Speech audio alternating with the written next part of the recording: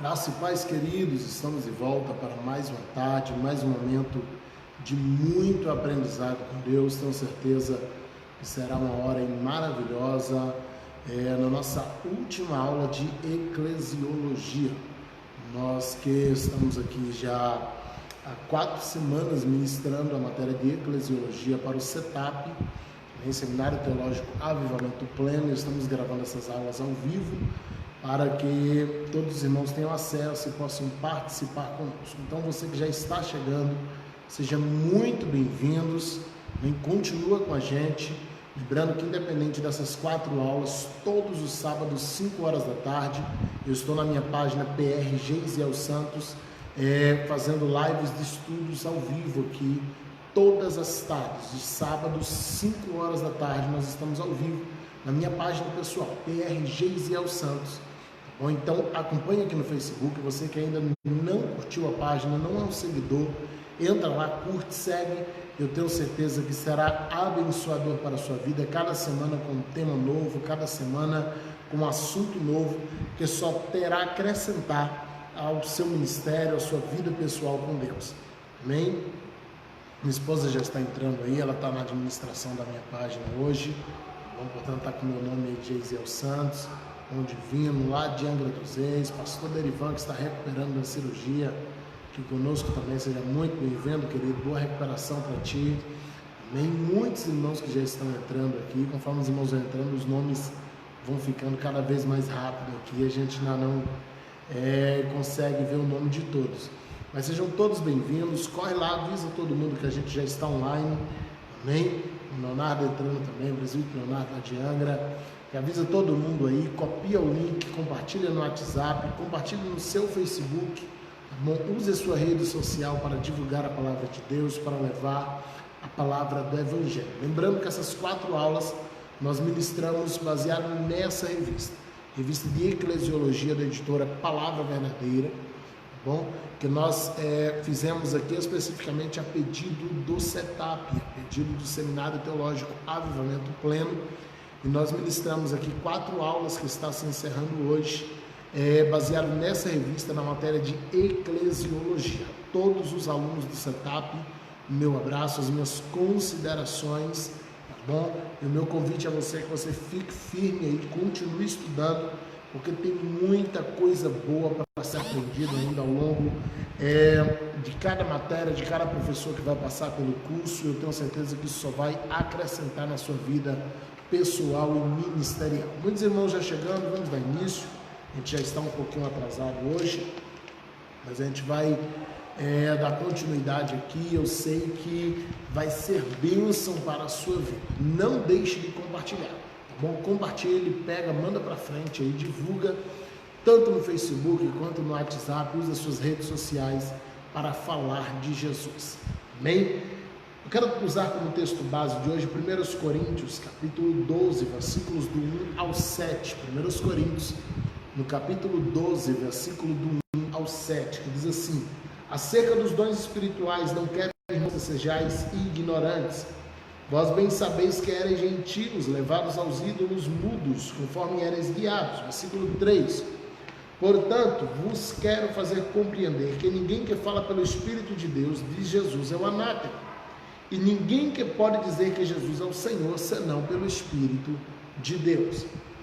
Versículo 4. Ora, há diversidade de dons, mas o Espírito é o mesmo. Quero que você grave bem esses versículos 4, 5 e 6. Há diversidade de dons, mas o Espírito é o mesmo. Versículo 4. Versículo 5. Há diversidade de ministérios, mas o Senhor é o mesmo. E versículo 6. Há diversidade de operações, mas é o mesmo Deus que opera tudo em todos. Versículo 7. A manifestação do Espírito é dada a cada um para o que for útil. Então observe que a gente tem aqui uma separação. Há diversidade de dons, há diversidade de ministérios e diversidade de operações. São 3 aplicações, 3 palavras diferentes, com significados diferentes e com interpretações práticas diferentes também. Minha esposa, quero fazer menção aqui, ela já acabou de colocar aí, como eu disse, ela está com a minha página, as minhas páginas do Facebook e do YouTube, PR Geisiel Santos, tanto no Facebook quanto no YouTube. Entra lá, curte, segue, no caso do Facebook, se inscreve, ativa o sininho. Todos esses estudos que eu faço aqui aos sábados, a gente termina por volta de 6, 6h10, quando dá mais ou menos 6h40, esses vídeos já estão no YouTube, tá bom? É o tempo apenas de carregamento, esses vídeos já são colocados lá no YouTube, para você poder assistir em tela grande com a sua família, com seus amigos, tá bom? Então, todas as lives que nós demos até hoje aqui, nós estamos aqui, acho que se eu não me engano, hoje por volta já da 40ª live de estudo, e todas essas lives, elas estão nas nossas páginas do Facebook e no YouTube, as duas páginas que minha esposa acabou de colocar, tá bom? Missionário Daniele sempre dando aquela assessoria pra gente. Deus abençoe, querido, te amo. Então vamos lá, versículos 4, 5 e 6, a diversidade de dons, diversidade de ministério e diversidade de operações. Queridos, a gente tem uma luta infidável entre igrejas, entre denominações, entre ministros e ministérios, por conta justamente dessa diversidade. A gente tem dificuldade de entender alguém com um ministério diferente do nosso, com um dom diferente do nosso e com a operação diferente da nossa. Desses três, a gente é mais fácil de entender alguém que tem um ministério diferente, com muita dificuldade, mas a gente ainda entende. A gente consegue entender com alguma dificuldade, mas a gente ainda entende aquele que tem um dom diferente. Mas a gente tem dificuldade de entender quem tem operações diferentes da nossa. Para a gente entender isso, vamos separar essas três coisinhas e entender cada uma delas. Primeiro, falar de ministérios. Em Efésios capítulo 4, versículos do 11 ao 16, no versículo 11 especificamente, Paulo fala sobre 5 mistérios. Ele fala sobre o ministério apostólico, ele fala sobre o profético, ele fala sobre o evangelístico, ele fala sobre o pastoral e fala sobre o ministério de mestres. Então ele vai falar, olha, apóstolos, profetas, pastores, evangelistas e mestres. Ele apresenta 5 ministérios diferentes, um com a função de fundamentar o caminho, o outro de dar continuidade, o apostólico ele vem, ele apresenta a doutrina, ele fundamenta. O pastoral é aquele que vai cuidar dessas ovelhas para que elas se mantenham na doutrina dos apóstolos. O evangelístico é aquele que desbrava, que vai para poder abrir e avançar o ministério, que durante os séculos a gente foi trocando isso e criou-se o que a gente chama hoje de missionários, que na verdade exerce esse ministério de evangelista. E os mestres, que eles têm essa função justamente de serem os esclarecedores da igreja, aqueles que trazem a Bíblia, trazem a palavra de uma forma mais profunda, mais detalhada para o coração dos irmãos. Então são 5 ministérios diferentes que a Bíblia vai apresentar, colocando-os à disposição da igreja. Então a primeira coisa que a gente tem aqui é a diversidade de ministérios. Versículo 5 dá a entender que cabe ao Filho, que cabe ao Senhor, a Jesus, aplicar essa diversidade de ministério. Então cabe a Cristo e cabe a Ele decidir aqueles que Ele vai chamar para o ministério pastoral, para o ministério apostólico, o profético, o apostolado e o mestrado.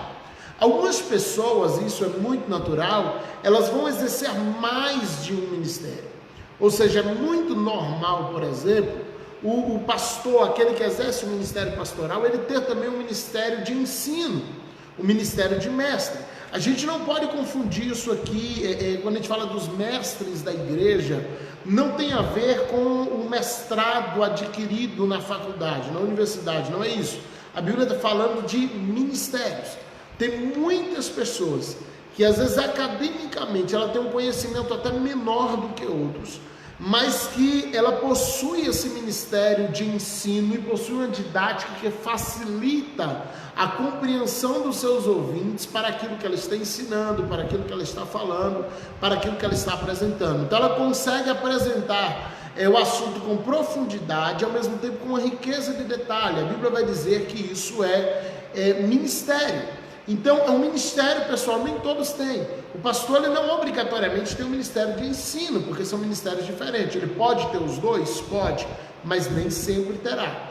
Então, a gente precisa aprender a separar. A primeira diversidade que a gente enfrenta é a diversidade de ministérios. A gente começa a ter dificuldade porque um é mais centrado, um é mais local. A gente tem, por exemplo, Pedro e Paulo. Pedro, com o ministério 100% pastoral e apostólico, Pedro ele exercia esses dois ministérios. Esse ministério é apostólico como um pai da igreja, um dos pais da igreja, ao tempo que também um ministério pastoral, ali pastoreando a igreja de Jerusalém. Mas a gente percebe, por exemplo, que na prática, quem exercia o ensino na igreja de Jerusalém não era Pedro, era Tiago.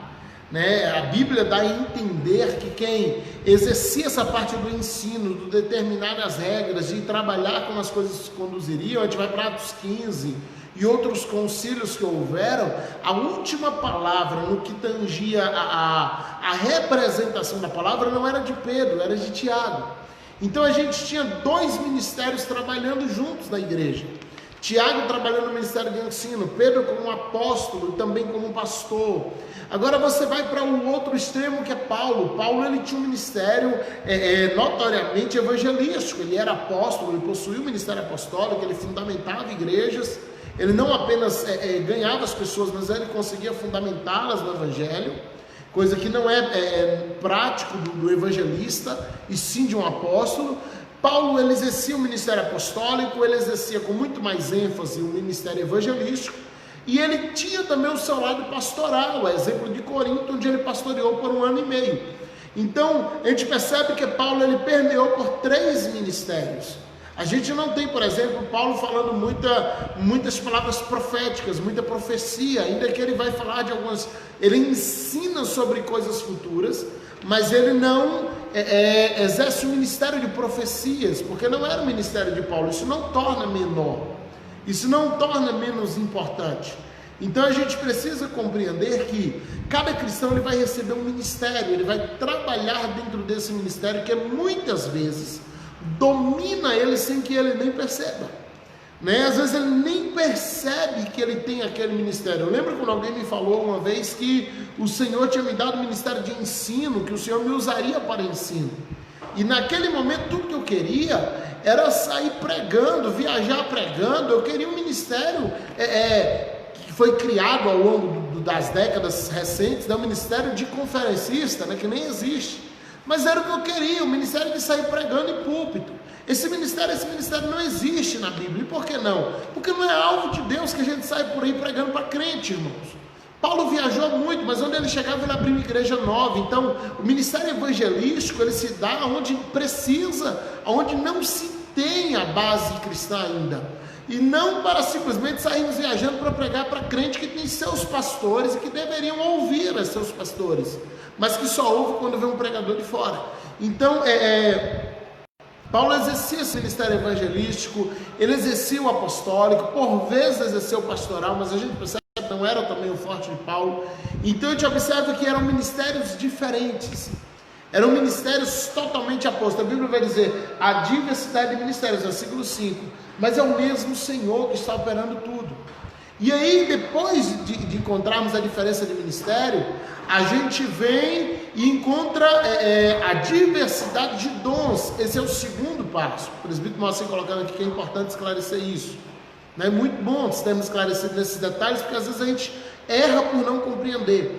Então, a diversidade de dons. O que são dons? Dons são ferramentas que nos ajudarão a exercer com eficácia o nosso ministério. Ok? Então a gente precisa ser eficaz e eficiente no ministério.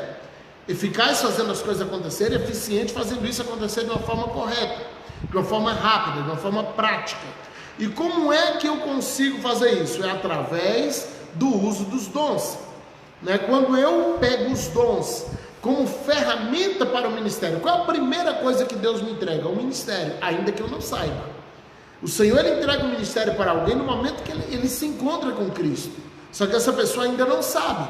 Ele vai ser trabalhado e vai ser conduzido pelo Espírito sem que ele perceba ao encontro daquele ministério que Deus já deu para ele. E aí quando esse ministério começa a exercer, o Senhor entrega os dons, que são ferramentas que vão impulsionar o ministério. O teu ministério pastoral, então o Senhor começa a dar dom de cura, o Senhor começa a dar dom de profecia. Não confunda isso com o ministério profético. Dom de profecia é uma coisa, ministério profético é outra. Nós já tivemos aqui uma aula lá atrás falando dos 5 ministérios volta lá, assiste, há mais ou menos aí umas 10 lives para trás, desce aí na página aí que você acha, os 5 ministérios, você vai ver a diferença entre dom de profecia e ministério profético, ok? São duas coisas completamente diferentes. Então, o Senhor ele vai dar dom de profecia, ele pode dar isso a alguém com ministério pastoral, ministério apostólico, evangelístico, de mestre. O Senhor não vai ter problema com isso, porque os dons eles são para impulsionar o ministério, são ferramentas. No versículo 7 fala, para aquilo que é útil.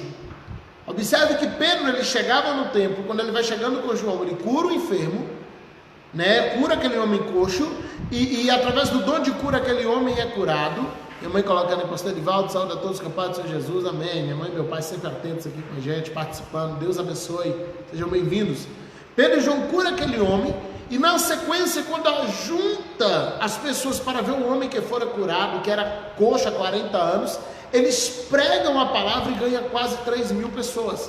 Então o dom foi usado como uma ferramenta para atrair as pessoas, para que Pedro pudesse usar o seu ministério de ensino, o seu ministério pastoral, e ganhar aquelas pessoas para Jesus.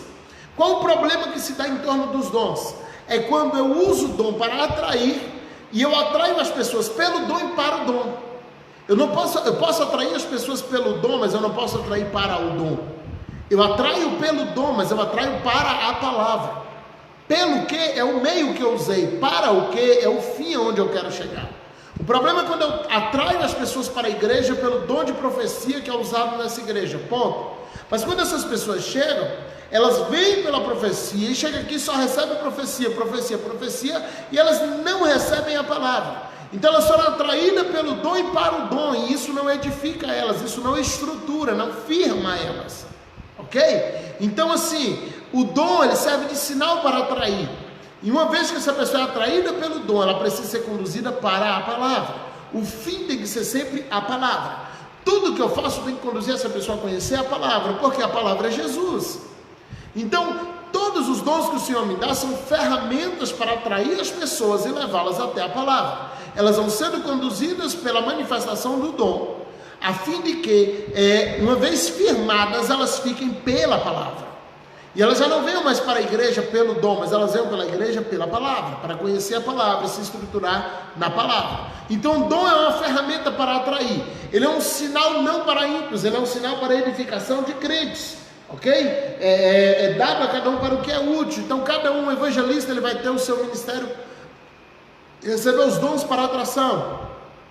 Olha, eu tenho um ministério evangelístico de ganhar almas. O Senhor ele vai me dar dons e sinais quando eu chegar em um campo diferente.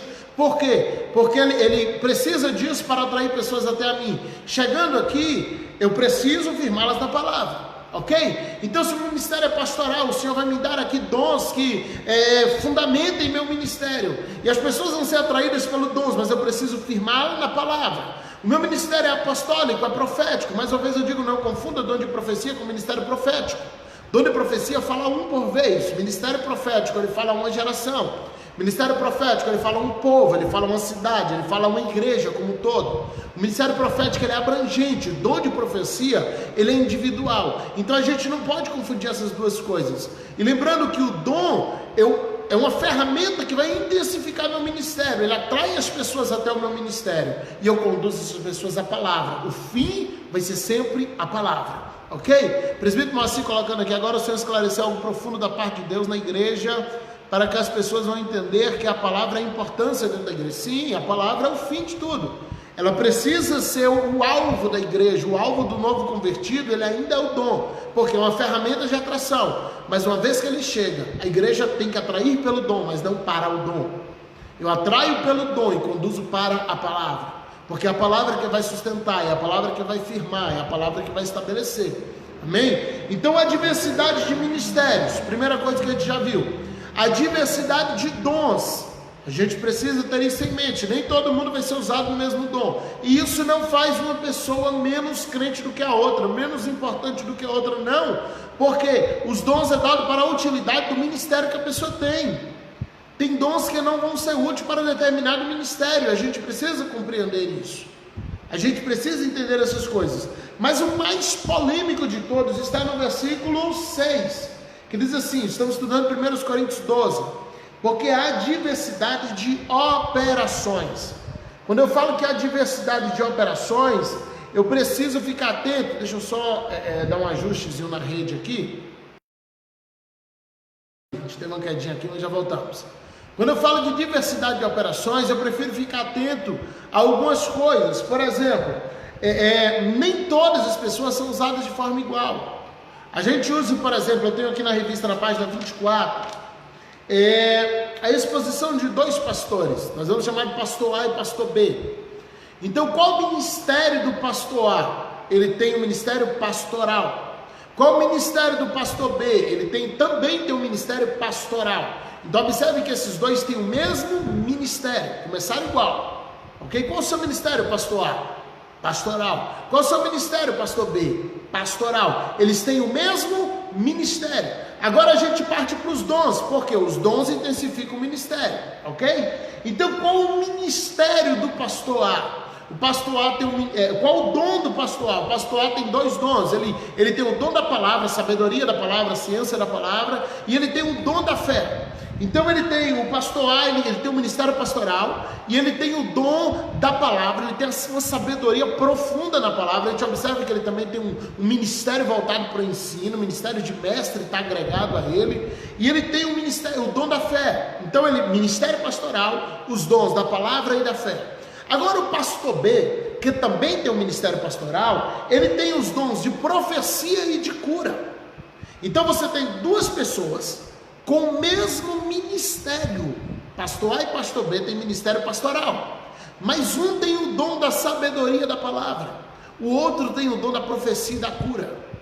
Então um vai trabalhar na profundidade da palavra, acho que esse é até eu. O outro vai trabalhar nos dons de profecia, de curar dentro da igreja.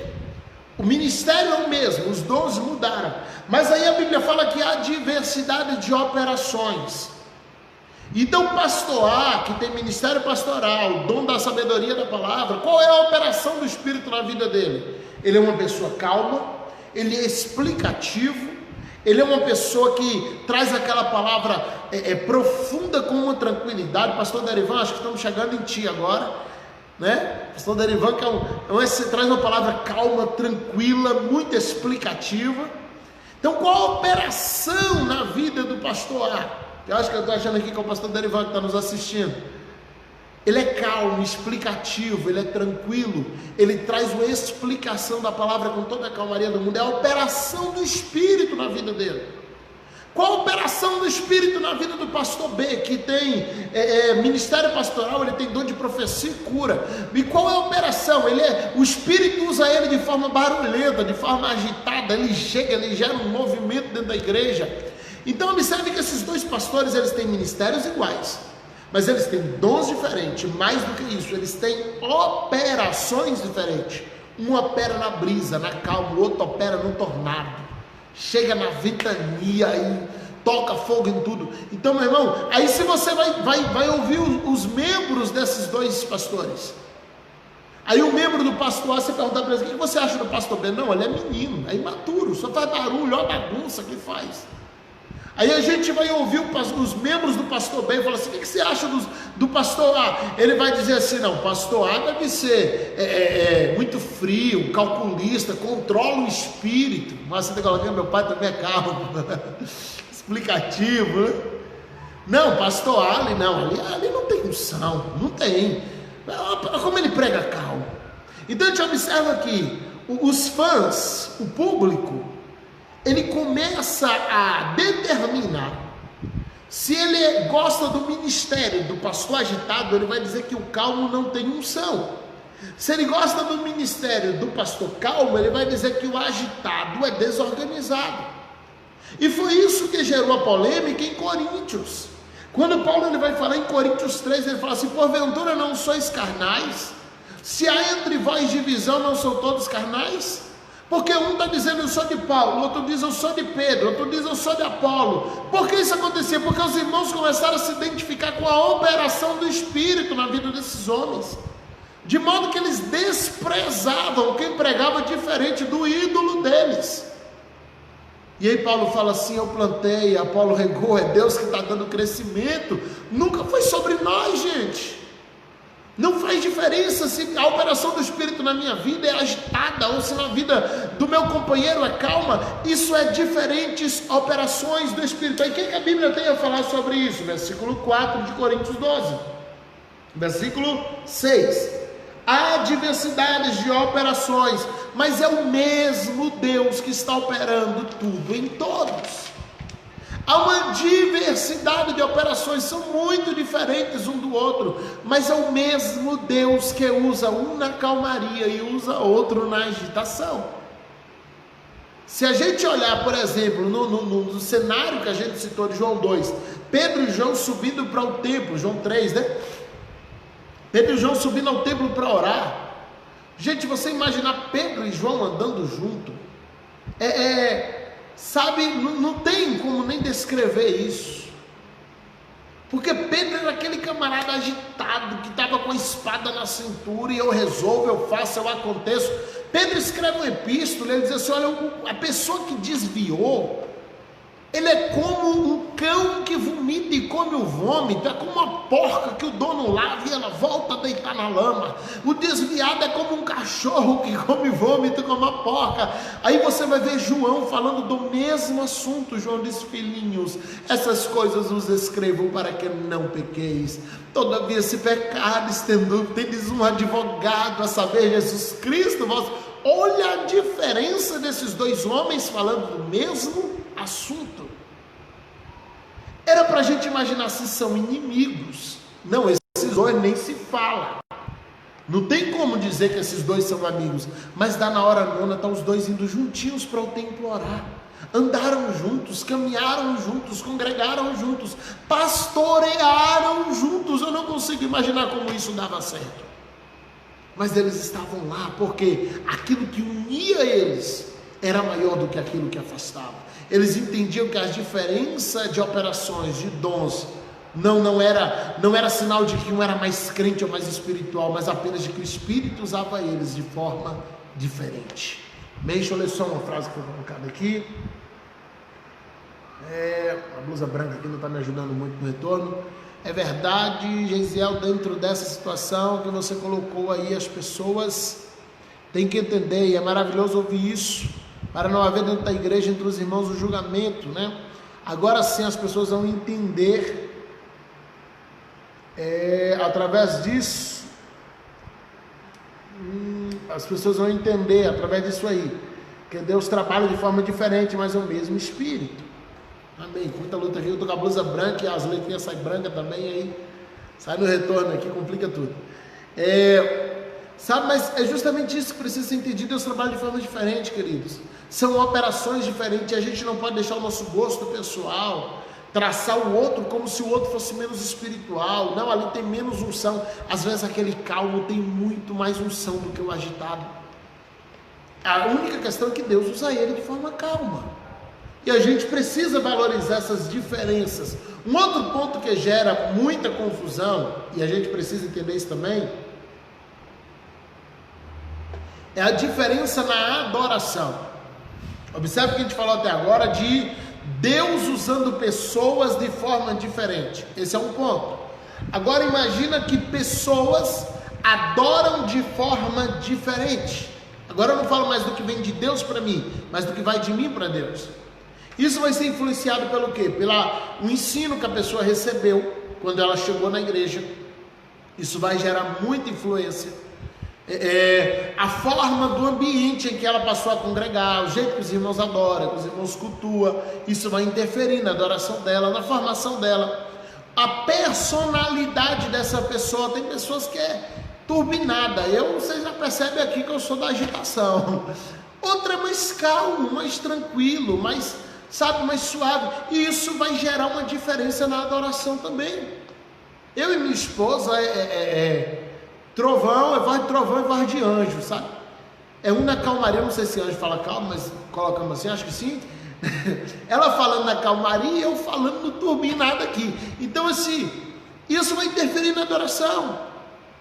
Isso vai interferir no jeito de adorar. Um na hora que vai adorar, joga as duas mãos para cima, dá um grito de glória. A outra se encolhe aqui e diz, obrigado Jesus, eu te amo. Um é cheio do Espírito e agita, e levanta e roda, o outro não, se prostra e quieta. E a gente começa a dizer, não, esse é o jeito certo, aquele é o jeito errado, esse é o jeito correto, não, aquele ali está errado. A gente começa a consagrar fórmulas. Queridos, tem algo que temos falado aqui desde a primeira aula: Deus não tem compromisso com fórmulas. Deus não tem compromisso com fórmulas. O compromisso de Deus não é com a fórmula, o compromisso de Deus é com a adoração que está fluindo de dentro. Porque se eu começo a determinar que adorar com a mão para cima ou com a mão para baixo é o correto, em pé ou sentado, que eu devo orar alto ou orar baixo, gente, ninguém pode se envolver na oração de outro, ninguém pode determinar a altura que alguém ora, ninguém pode determinar o jeito que alguém ora, ninguém pode determinar o jeito que alguém adora. Não é porque o irmão ali adora muito calminho, eu queria que ele adorasse, sabe, parece que ele não ama Jesus. Não, é o jeito da pessoa. E a gente não pode dar aquilo que não temos. Nós vamos dar a Deus aquilo que nós temos a oferecer de dentro de nós. E quando Deus fez a pessoa calma, Ele já sabia que essa pessoa ia ser calma, e Ele quer receber dela uma adoração calma. Por quê? Quem criou ela calma? Foi o próprio Deus. Do mesmo jeito do calmo para o agitado. Porque o calminho olha para o agitado e fala assim, não, mas para que isso? Deus não é surdo, né? Deus não é surdo. Para que ficar essa gritaria? Para que esse negócio? Não, para que? Não, Deus também não precisa disso, gente. Adore, apenas adore. O jeito que o teu irmão está adorando, quem vai decidir se recebe ou não é Deus. Apenas adore, apenas se entregue, apenas se jogue, se lance. Quando você entra para um culto, é você e Deus, só se lança, só se joga na presença dEle. Sabe, é você e o Senhor, e a gente precisa entender isso. Quando eu chego para cultuar, não importa se tem 2 pessoas ou 1000, é eu e Deus. O que o Senhor vai receber é o meu culto, e o culto do meu irmão na individualidade, do outro irmão na individualidade. O Senhor não vai receber um culto coletivo, Ele recebe um culto individual. Então apresente o seu culto a Deus sem demandas, sem implicações, sem, complicações de tinha que ser assim, tinha que ser assado, as músicas tinham que ser assim ou de outro jeito. Não, apresente o seu culto, deixa o irmão apresentar o culto dele. Pastor, mas o culto dele é muito diferente do meu. Deixa lá, apresenta o seu culto. A igreja, ela só vai fluir quando ela parar de consagrar coisas, parar de consagrar fórmulas, parar de consagrar rituais, e ela começar a adorar. Sabe, é interessante porque assim, a Bíblia não diz, e aqui você pode discordar de mim aí, não tem importância, é só questão interpretativa. A Bíblia não diz que Deus está procurando adoração, a Bíblia diz que Deus está procurando adoradores. A questão da adoração é porque a única forma de eu identificar um bom adorador é adorando. Então eu preciso adorar para ser um bom adorador. Mas Deus não está interessado nem na minha adoração antes de mim, Ele está interessado no adorador. Deus procura adoradores que adorem ao Pai em espírito e verdade. Então, esses adoradores adorem em espírito e verdade, porque a adoração em espírito e verdade é o que identifica eles. Mas o interesse de Deus, tem gente que acha que Deus é carente. Não, se eu não ficar dizendo que aleluia, aleluia, aleluia, ele vai ficar tristinho. Então deixa eu massagear o ego de Deus. Não, Deus não tem problema com isso. Ele tem um coral de anjos que glorifica Ele 24 horas. Ele tem um coral de anjos que adora dizendo santo, santo, santo, santo o tempo todo. Ele não precisa nem do meu glória. Mas por que eu glorifico? Porque é a única forma de identificar. Como é que eu identifico um bom médico? É se ele fizer uma boa cirurgia. Como é que eu identifico um bom jogador de futebol? É se ele for lá, fizer uns bons dribles e fizer gol. Ou se ele trabalha na defesa, que ele faça uma boa defesa. Como é que eu identifico qualquer profissional? É se ele fizer bem aquilo que que identifica ele como profissional. Então como é que eu identifico um bom adorador? É quando ele adora bem. Ele adora em espírito e verdade. Então a adoração, ela não é nem o alvo de Deus, é apenas a forma que Deus tem de identificar o adorador. A adoração verdadeira é a forma que Deus tem de identificar o adorador. Agora o alvo de Deus não carece da minha adoração. Eu adoro porque é assim que eu me identifico como adorador. Deus não carece, Deus não precisa da minha adoração. Ele quer eu. Quando a gente vai para Gênesis, o pecado de Caim e Abel, Hebreus vai falar sobre isso também. Sabe, a Bíblia diz assim, Deus, ele se agradou de Abel, e então se agradou da sua oferta. Deus, ele não se agradou de Caim, e não se agradou da sua oferta. O que a Bíblia está dizendo? Deus só recebeu a oferta de Abel, porque primeiro Deus se agradou do coração de Abel, não estava na oferta, estava no coração de Abel. Deus não se agradou de Caim. Caim podia colocar um boi em cima daquele altar que Deus ia recusar. Porque Deus, antes de recusar a oferta de Caim, Deus recusou o coração de Caim. E uma vez que Deus recusou o coração de Caim, já não fazia diferença ele oferecer verdura, fruta, cordeiro, carneiro, bezerro, boi. Não ia fazer diferença. Porque o coração dele estava mal. O coração dele não estava naquela oferta, ele não estava dando de todo o coração. Então não teve a ver com o que ele estava dando, queridos, teve a ver com a forma, com o coração dele enquanto ofertava. Deus só vai receber a tua oferta se ele se agradar do teu coração. Se ele não se agradar do teu coração, tu pode dar R$1 milhão na igreja, Deus não vai receber a tua oferta. Porque Deus não está interessado na tua oferta. A oferta é o que identifica você como ofertante, ponto. Mas Deus está interessado no ofertante, não na oferta. Agora, para eu ser ofertante, eu tenho que ofertar. Amém? Mas o meu coração precisa estar na oferta. Eu não posso dar a Deus um dinheiro que sai do bolso se não sair do meu coração. Esse dinheiro ele tem que sair do meu coração. Eu tenho que me desprender dele antes de sair do bolso. E como é que eu provo isso? É fazendo desse dinheiro uma primícia. Isso aqui é de Deus, é separado para Deus. É dando a esse valor uma importância de algo consagrado. Isso prova que a oferta saiu do meu coração. Deus se agradou de Abel, por isso Deus recebe a oferta. Deus não se agradou. Tem gente que vive polemizando, não, mas é porque Caim não colocou sangue no sacrifício, parece até que Deus é um canibal, ou sei lá o que. Sabe, um animal carnívoro que precisa sentir cheiro de sangue, um tubarão. Não, queridos, não é isso.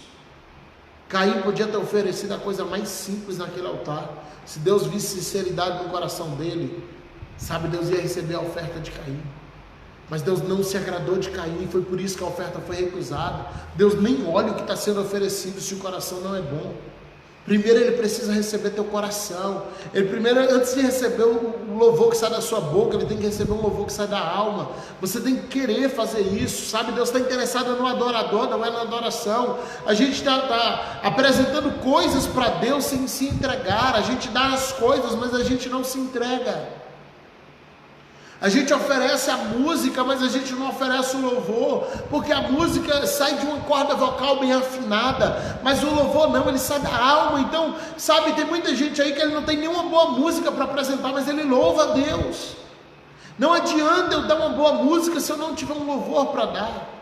A gente está apresentando mensagens bonitas, teologicamente perfeitas, mas sabe, a gente não apresenta uma palavra que sai do coração, que reflete o coração de Deus, que o pregador queira vivê-la. A gente tem dificuldades com isso, a gente tem dificuldades de lidar com isso, porque é muito mais fácil eu dar dinheiro do que dar uma oferta.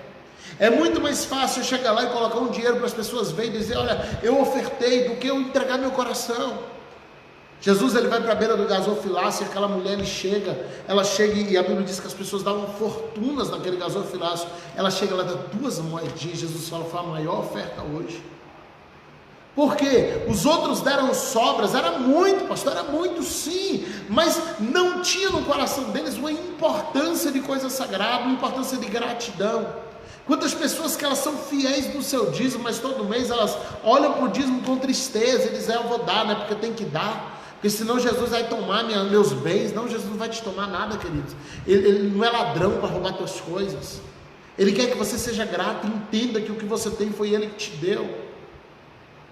Sabe, Ele quer que você seja agradecido, que você domine suas coisas ao invés de deixar as coisas te dominar. Então assim, tá lá, é fiel, todo mês dizima certinho, mas o coração não está no dízimo, entrega um dízimo triste. E a Bíblia fala assim, nem por tristeza, nem por necessidade, porque Deus ama quem dá com alegria, 1 Coríntios 9. Sabe, tem que contribuir saindo do coração, do que sai do coração. Eu tenho que entregar uma oferta que sai da alma, eu tenho que entregar um louvor que sai da alma. Não basta eu entregar uma música, eu tenho que entregar um louvor. Sabe, e aí a gente fica focando nisso, porque não, é porque aqui a gente canta a música do Eu calcei sapatinho de fogo, e o outro irmão está lá cantando, te adoramos ao Cordeiro Santo de Deus, e te diz, não, aquele lá tá frio, não tem unção. Aí o de lá olha para o de cá e diz, ixi, que bagunça. Não, ali é desorganizado, Deus não está naquilo. Sabe, são diferentes adorações, mas se estiver saindo do coração, Romanos capítulo 14 fala assim, um faz diferença de dia em dia, outro, todo dia é igual, mas se eles fizerem isso com sinceridade, estão fazendo para Deus e Deus recebe. Um faz diferença entre comida e comida, não, eu não como isso, eu não como aquilo, eu não bebo isso, eu não bebo aquilo outro, o outro vai lá e come de tudo que está na mesa, e a Bíblia fala assim, se eles fizerem isso com sinceridade de coração, Deus recebe, para Deus o faz. Então assim, não era o que estava sendo feito, Deus não tem interesse em coisas. Oh meu Deus, porque a gente não entende isso, porque é tão difícil de entender isso. Deus não está interessado em coisas, Deus não está interessado na nossa música, Deus não está interessado em nosso dinheiro, não, Deus está interessado em nós, a gente precisa entregar, e quando eu me entregar, eu vou entregar meu dinheiro, porque isso é meu e eu quero dar para Deus. Quando eu me entregar, eu vou entregar meu louvor, porque está em mim, eu quero colocar para fora e dar para Ele. Quando eu me entregar, eu vou entregar a adoração, porque está preso em mim, eu quero entregar para Ele. Então assim, quando eu me entrego, tudo que é em mim bendiz o nome do Senhor. Então paremos de consagrar a fórmula, porque de repente você está entregando a fórmula, mas você não entrega a cura. Sabe, você consegue entregar a fórmula, é como chegar para um faminto e dar uma receita. Olha, essa aqui é a receita de bolo e não dá o bolo, dá a receita do pão e não dá o pão. É isso que nós fazemos. Leonardo colocando em 2 Coríntios 9, 7, né? Porque Deus ama que dá com alegria, não contribua com tristeza nem com necessidade. É como chegar para uma pessoa faminta ali e começar a distribuir receita de pão. Olha aqui a receita do pão, ó, leva o papel lá, é receita de pão, isso aqui mata a fome. Não, receita não mata a fome, o que mata a fome é o pão feito. Sabe, a gente está tentando dar receita para Deus, a gente está tentando dar fórmula para Deus, a gente está tentando ritualizar tudo, dizer não, que tem que adorar assim, tem que adorar assado, tem que pregar de um jeito, tem que pregar do outro, e aí a gente vai fazendo aquela confusão e no final a adoração fica comprometida, né? Colocando aqui, na verdade, pastor José, as pessoas têm que abrir mais o coração para entender o que é uma adoração a Deus. Quando elas abrirem o coração, Deus vai entrar e vai começar a trabalhar na vida desse povo. É lindo, amém. Então, queridos, não entregue uma música se você não puder entregar um louvor, e você só vai entregar um louvor se aquele que canta já tiver entregue. Não entregue o dinheiro se você não conseguir entregar a oferta. Você pode estar dando dinheiro para a igreja e não está ofertando. O dinheiro ele fica aqui, a oferta sobe. O dinheiro fica aqui recebem dízimos homens mortais, Hebreus 7, mas ali, que é imortal está recebendo essa oferta. O dinheiro fica aqui, a oferta sobe. Então não adianta eu entregar o dinheiro se eu não puder entregar a oferta. Não entregue para a igreja uma palavra bonita se você não puder entregar o seu coração. Não entregue para Jesus as suas posses se você não puder se entregar. Sabe, o Senhor quer te possuir, Ele quer te usar, Ele quer pegar você por dentro, de dentro para fora, e fazer de você um vaso útil para a obra. Nós lemos aqui o versículo 7, a manifestação do Espírito é dada a cada um para o que for útil. De repente você está trabalhando muito, mas o que você faz não tem nenhuma utilidade, não para o propósito de Deus na sua vida. Então paremos de entregar a fórmula, paremos tudo e sentemos com Deus dizendo, Deus, de que maneira o Senhor quer me usar? Qual é o teu propósito para a minha vida? Qual é o teu propósito para o meu coração? E aí quando eu coloquei lá no cartaz que hoje vamos falar um pouquinho sobre choque geracional, diferença geracional entre a igreja dos nossos pais na fé e a nossa igreja. Porque qual o problema que está tendo maior desse choque? É justamente porque a gente consagrou fórmulas e a gente está com dificuldade de entender alguém que tem uma fórmula diferente da nossa. A gente consagrou ritmos, a igreja aprendeu que a valsa e o forró era santo, o resto era do diabo. E de repente está chegando alguém cantando músicas desses outros ritmos e a gente está com dificuldade de recebê-los na igreja. A gente consagrou coisas e agora chega alguém que não valoriza tantas coisas e está se jogando diante de Deus. E a igreja está com dificuldade de lidar com essas pessoas, porque eles não estão adorando a Deus da forma correta, queridos. Deixemos as fórmulas. O Senhor está soldando e recebendo corações que estão se jogando para eles. O Senhor está sondando e recebendo corações que estão se lançando diante dele, cheio de defeito, cheio de falha, cheio de erro. Ah, pastor, mas e esses erros? O Senhor vai trabalhar nesses erros. O Senhor vai pegar essas pessoas por dentro e vai limpá-las. Até porque nós não conseguimos ser perfeitos também. Então, a gente precisa parar. Quando a gente parar de consagrar as nossas fórmulas, para a gente parar de consagrar o nosso jeito de pregar, o nosso jeito de cantar, os ritmos, as coisas que a gente consagrou, a gente vai perceber que do nosso lado tem adoradores diferentes de nós, com operações diferentes, dons diferentes, ministérios diferentes, mas que são igualmente adoradores. E que isso eles têm em comum com a gente, eles são adoradores. Eles adoram o Pai em espírito e em verdade, eles se rendem ao Pai, eles se jogam diante do Pai, eles querem o Pai tanto quanto a gente. Então, queridos, tenhamos cuidado com isso. De repente você vai encontrar com um adorador que é 100% diferente de você. Ele se veste diferente, ele fala diferente, ele age diferente. E a primeira reação é dizer, está tudo errado.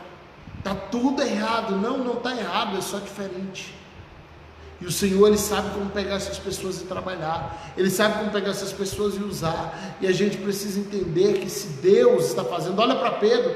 Pedro, o Senhor, antes de levar Pedro para usar, para pregar para Cornélio, o Senhor teve que dar uma visão a Pedro, com tudo que Pedro não gostava. O Senhor pega tudo que a lei de Israel proibia, coloca dentro de um lençol e leva para Pedro. Porco, cavalo, animais que eram proibidos de comer, e fala com Pedro assim, mata e come. Aí Pedro fala, onde minha boca nunca tocou coisa imunda. Olha o nível de autojustiça, na minha boca nunca passou isso aí. Aí o Senhor olha para Pedro e diz, não chama de imundo que eu já purifiquei. Opa! Pedro acabou de dizer, não, eu não toco nisso, isso aí é imundo. E Deus está dizendo, e se eu quiser purificar isso? E se eu tiver já purificado isso? E aí Pedro murcha. O Senhor fala assim, está vindo gentios aí na tua porta te chamar, vai com eles. Porque se o Senhor não dá esse choque de Pedro, irmãos, Pedro nunca desceria nem para falar com aqueles romanos que vieram atrás dele. Nunca desceria nem para falar. Aí quando chega lá, fala assim, não é só gentil, não, é o centurião, o chefe do exército que está te chamando. Aí Pedro fala assim, poxa, esse cara é o pior, o que Deus mais odeia. Aí ele vai, o Senhor já tinha dado uma dura, fazer o quê? Aí quando chega lá, Cornélio já chega, se joga nos pés de Pedro, Pedro pega o Cornélio, bota de pé, diz, calma rapaz, não é assim não. Aí, que se me chamou aqui para quê? Ele fala assim, Pedro, eu estava orando nas orações da minha madrugada. Olha que coisa gostosa. Pedro está chamando o homem de imundo. E ele está dizendo assim, Pedro, eu estava na minha madrugada. Quando o Senhor visita Pedro, Pedro está dormindo. Quando o Senhor vai mostrar uma visão para Pedro, Pedro está dormindo. Aí não, Cornélio está orando.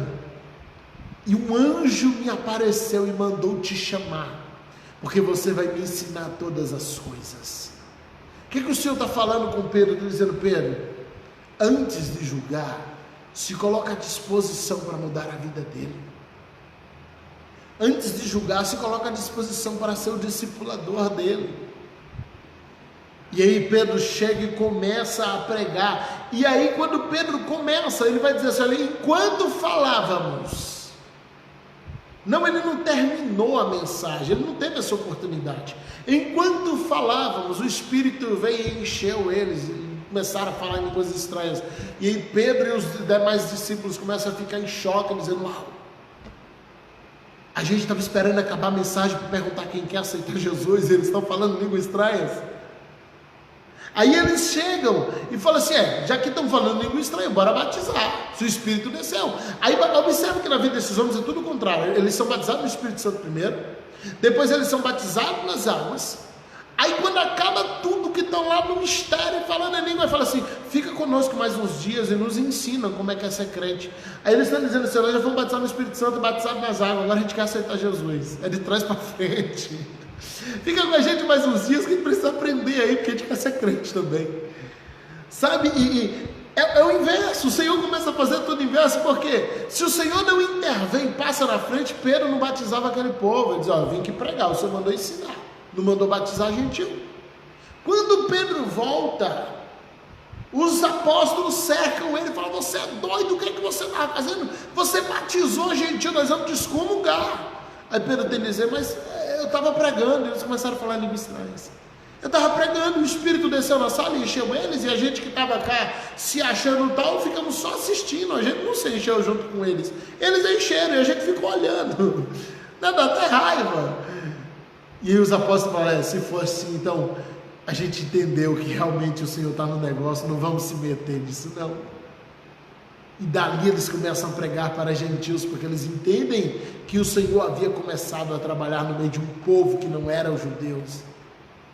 Sabe, queridos, às vezes na nossa autojustiça, na nossa religiosidade, a gente está olhando para tudo, dizendo, não toco nisso, que é imundo, aquele ali é indigno, aquele ali não merece, e o Senhor está olhando e dizendo, é aquele que eu vou usar, é aquele que eu vou usar. O Senhor pega o Paulo, assassino de crente, e transforma no maior apóstolo que a história conheceu, transforma no maior pregador que a história da igreja já viu. Sabe, aquele que matava crente é o que o Senhor chamou e disse, esse é Ananias, eu vou usar para pregar para as nações, ele há de sofrer muito por amor do meu nome.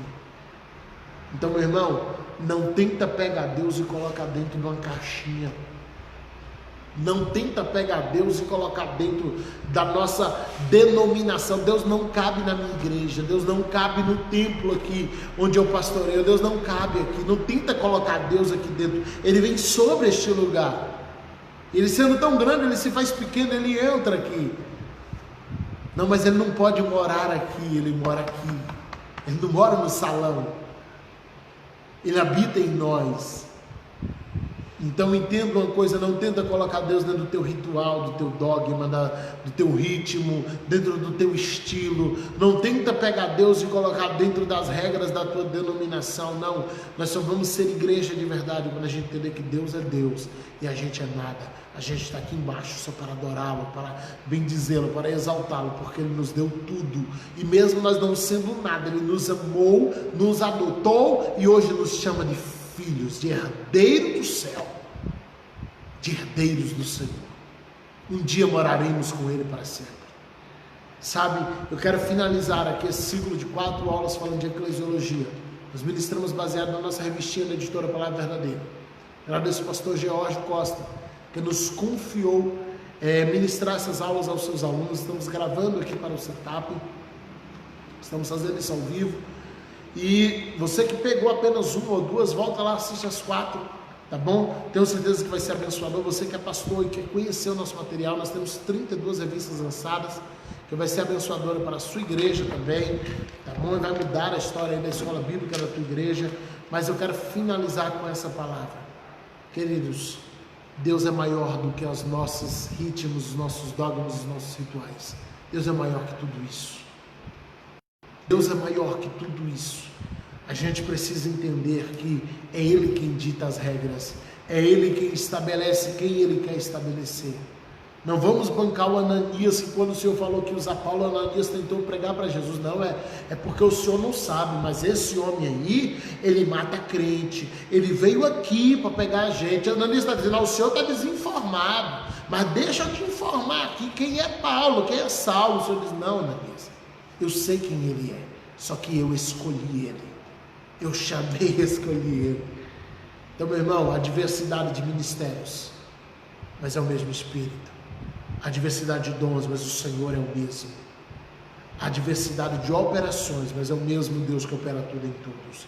Ele faz isso na vida de cada um para aquilo que é útil. E nós precisamos tomar posse disso, receber essa palavra e respeitar os que são diferentes de nós, como servos de Deus, pessoas cheias do Espírito Santo. Que Deus te abençoe. Sábado que vem estamos de volta, 5 horas da tarde aqui. Os irmãos do setup seguem com seus professores. Para o pessoal que já nos acompanha, 5 horas da tarde, todos os sábados aqui na página PR Geisiel Santos. Deixa eu só ler os 2 últimos comentários aqui. Minha mãe escreveu, a Bíblia nos diz em João 3,16, porque Deus amou o mundo de tal maneira que deu seu Filho unigênito para morrer por todos. Aleluia. O presbítero Leonardo colocando o pastor Gesiel Santos, a bênção de Deus. Tenho aprendido muito da palavra de Deus através da vida do pastor Gesiel. Obrigado, querido. Deus abençoe. O presbítero Narciso, foi maravilhoso ouvir essa palavra nesse sábado. Amém. Que Deus abençoe vocês. Fiquem na paz do Senhor. Deus abençoe em nome de Jesus.